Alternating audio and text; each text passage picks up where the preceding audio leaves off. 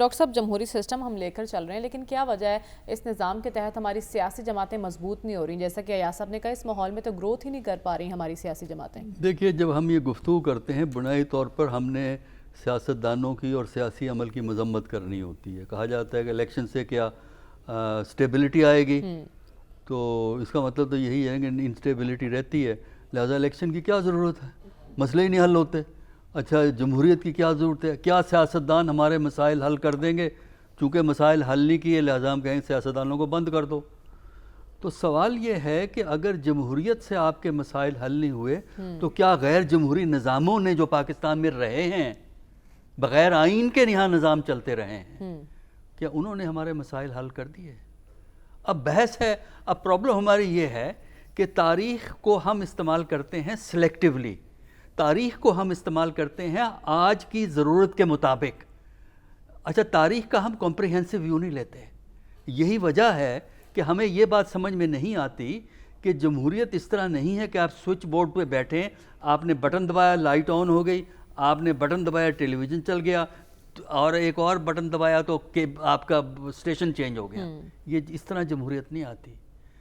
جمہوریت ایک عمل ہے، سیاسی عمل ہے جس میں تسلسل کی ضرورت ہے، جس میں اس بات کی ضرورت ہے کہ آپ کا جو کلچر ہے وہ جمہوریت کو چلائے، اور اس میں آپ کو مکمل نظام کو دیکھنا ہوتا ہے۔ آپ کو یہ دیکھنا ہے کہ اس ملک کے اندر یا اس نظام میں در حقیقت اختیارات کس کے پاس ہیں۔ اگر اختیارات کسی اور کے پاس ہیں پھر آپ کہتے ہیں جمہوریت نہیں چلتی، جمہوریت تو چلے گی نہیں۔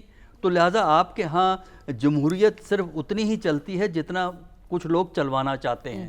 دیکھیں نا، آپ کے ہاں آئین ایبروگیٹ ہوا، ختم ہوا، 2 انسٹینسز ہیں آپ کی تاریخ کے اندر۔ اس کے بعد آپ کے پاس 2 انسٹینسز ہیں جب آئین کو معطل کیا گیا، اور اب آپ کے پاس ایسی مثالیں بھی تھی۔ اب نئی مثال جو بنی ہے پاکستان کی تاریخ میں وہ یہ ہے کہ آئین موجود ہے لیکن کچھ وائلیشنز ہو رہی ہیں، اس کی سزا کوئی نہیں، عمل نہیں ہو رہا، اس پر عمل نہیں ہو رہا، اس پہ وائلیشنز ہوئی ہیں اور بڑے فخر سے وائلیشنز ہوئی ہیں، اور اس کے باوجود کچھ نہیں ہو رہا۔